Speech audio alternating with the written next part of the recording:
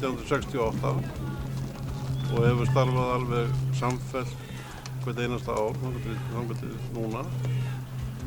Hestamannafélagið rekur mjög öfluga æskulýðs- og íþróttastarfsemi og hefur gert það í 10 ára. Og við höfum aðalverkefni Hestamannafélagsins hafa verið að byggja upp aðstöðu fyrir hestamenn, reiðvegi, keppnisvelli og reiðhöllina. Og í þessu félagi eru 130 manns sem mjög stórt hlutfall með að við búum í byggðakjarna sem hér á Neskaupstað eru ykkur 1700 manns. En við sækjum félagsaðild sem öll Fjarðabyggð.